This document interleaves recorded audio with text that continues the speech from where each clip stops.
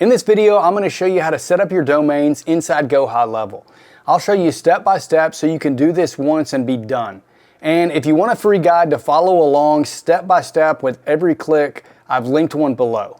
Let's get into it. We'll start here in Business Profile, and our first one here will be a subdomain here. And the subdomain is just whatever you put in. So if I do, the domain is chadmetcalf.com. A subdomain will be just anything that we put in front of that. So I'll say go.chadmetcalf.com and we'll hit add domain. And now right here you could hit continue, and if it automatically links you can do it, but let me just show you how to add the record manually. So this is showing me what I need to add. So in here you're going to need access to your domain records. So I know mine are in GoDaddy. And once you're up here, just go click on your name and go to My Products. And then scroll down and then come over here and click on DNS. So whether you're using, Cloudflare, Namecheap, it's all going to be pretty much the same.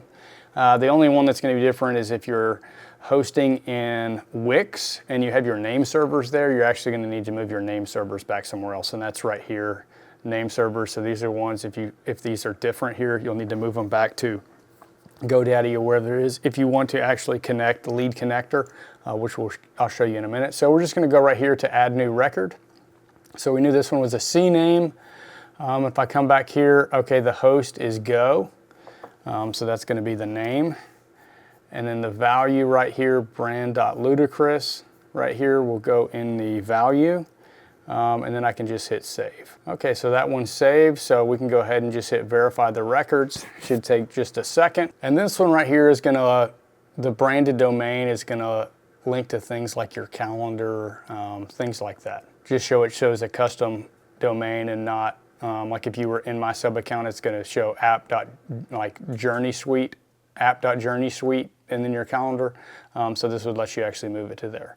So now we've got that one set up. The next one we'll look at is we'll just add in another subdomain for the funnels. So let's just say link.chadmetcalf.com. Again, it's the same process, it's just different places where you can add them.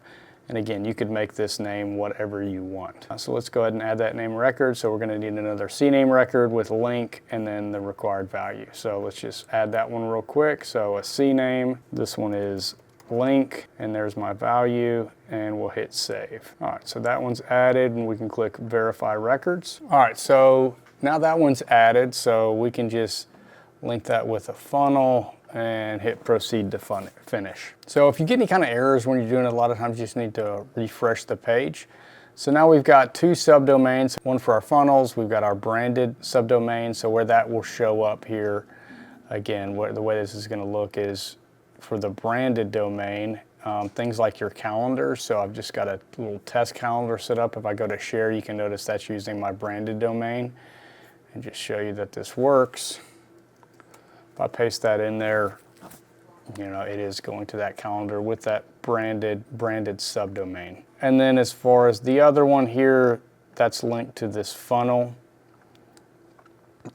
Again, you can see it should be linked right here. So link.chadmetcalf.com right here. So you can come up settings and change these domains. If you had, more than one subdomain, you could add as many as you want. And again, I could go preview that here. It may take a little bit for the actual SSL to push through, so let's come back and look at that in a minute. The next thing so if you see that error, it's not a huge deal. Sometimes it could take a few minutes for it to go through. So the next one's going to be email services. So we're going to create a dedicated domain, so you could do mail or reply dot or anything you want. It doesn't really matter. It just needs to be a different subdomain. And then you're going to click add and verify. So again, you could go to add record manually here and add all of these individually here on this one. The same steps that we did. Right there, just, okay, a TXT record, MX, all that kind of stuff. But you could also go in, if you've got everything connected, sometimes you can use this auto thing right here, which sometimes works pretty well. Let's see if it'll work right here.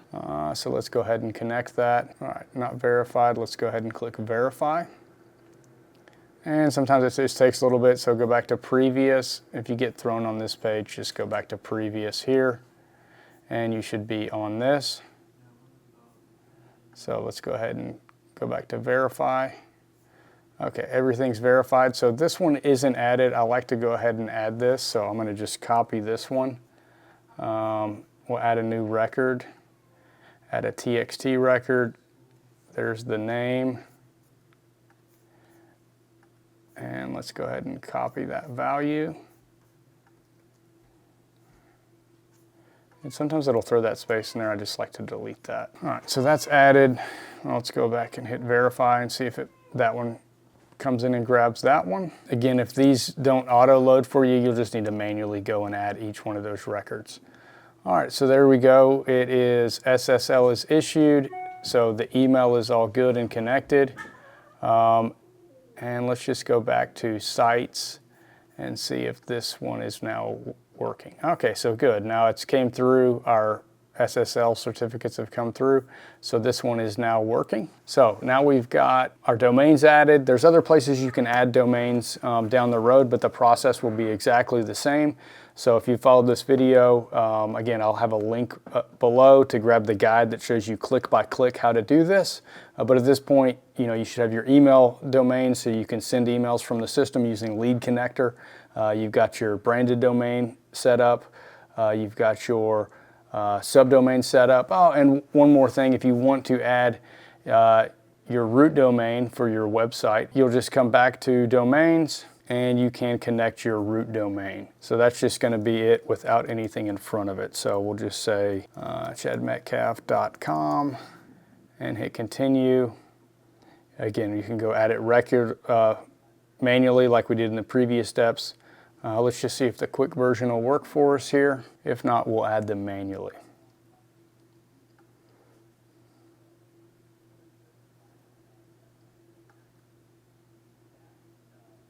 All right, so it says we're connected and it's authorizing. So let's see if this will go through and actually work.